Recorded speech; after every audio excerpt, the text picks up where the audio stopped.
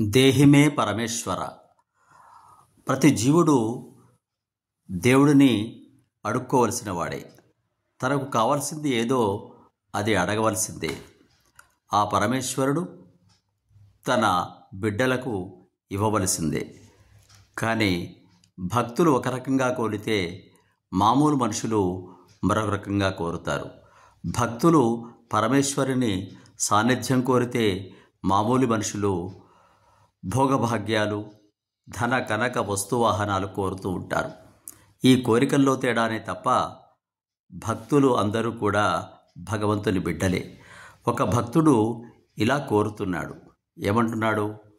అనాయాసేన మరణం వినా దైన్యేన జీవితం దేహాంతే తవ సాయుధ్యం దేహి మే పార్వతీపతే.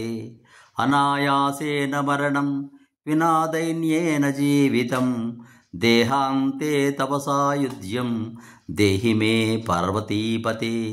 ఓ పరమేశ్వర, ఆయాసం లేకుండా మరణం, దీనత్వం లేని జీవితం, మరణం తర్వాత నీ సన్నిధి నాకు ప్రసాదించు స్వామి అంటున్నాడు. ఇది ఒక చాటు శ్లోకం, ఒక సుభాషితం. దీని వెనక ఎన్నో కథలు లోకంలో ప్రచారంలో ఉన్నాయి.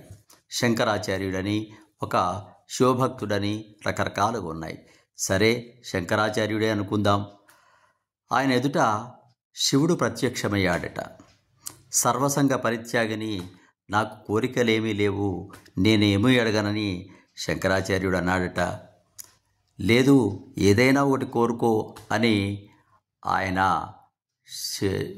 పార్వతీపతి అయినటువంటి శివుడు ఆచార్యుల వారిని కోరాడట. అప్పుడు కోరికలే నాకు ఏం కోరాలి అని ఆలోచించి తనకు కావలసింది ఇలా అడిగాడట ఆ భక్తాగ్రగణ్యని. ఏమన్నాడట? అనాయాసేన మరణం, నా మరణ సమయం ఆసన్నమైనప్పుడు ఎలాంటి ఆయాసం లేకుండా, రోగాలు లేకుండా, నొప్పులు లేకుండా, మంచాల్లో పడకుండా, మలమూత్రాలు అందులోనే విసర్జించకుండా, ఆయాసం లేకుండా, దొండ పండు నుండి తొడిమ నుండి కాయ విడిపోయినట్లుగా ఈ శరీరం నుండి చక్కగా ప్రాణం వెళ్ళిపోవాలి. అలాగే వినా దైన్యేన జీవనం, దైన్యం లేకుండా, ఎవరికీ చేయి చాపకుండా, హాయిగా ఉన్నంతలో ఉండి ఈ జీవనయానం కొనసాగించేటట్లుగా వినా దైన్యేన జీవనం. దేహాంతే తవ సాయుధ్యం, ఈ దేహం పడిపోయిన తర్వాత, ఈ దేహం నశించిన తర్వాత ఆత్మ పరమాత్మలో కలవాలి. నీ యొక్క సాయుధ్యానికే నా ఆత్మ రావాలి. దేహాంతే తవ సాయుధ్యం దేహిమే పరమేశ్వర దేహిమే పార్వతీపతి అని అడిగాడట. అంటే ఈ మొత్తం కోరికలు చూసినట్లయితే అందులో పరమేశ్వరుని యొక్క సాన్నిధ్యాన్ని మాత్రమే ఆ మహాభక్తాగ్రగణ్య కోరాడు తప్ప తనకు ఎలాంటి సంపదలు కానీ, ఇహలోక సౌఖ్యాలు కానీ కోరలేదు. కోరకున్నప్పటికీ కూడా ఆ పైవి గనక ఇచ్చినట్లయితే చక్కగా దేహయాత్ర సాగుతూ ఉంటుంది.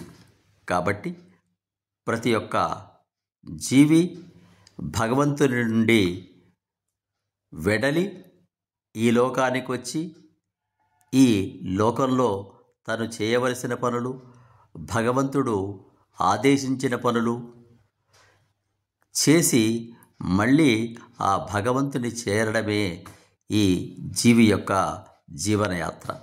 ఆ యాత్రలో ఈ అంశాలను మనం భగవంతుణ్ణి నిత్యము వేడుకుంటూ ఉండాలి. అలా వేడుకున్నట్లయితే అవి తప్పకుండా నెరవేరుతాయి.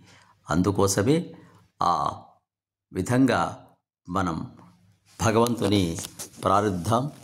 దేహిమే పరమేశ్వర దేహిమే పరమేశ్వర అందాం. సబ్స్క్రైబ్ ఆచార్య శ్రీ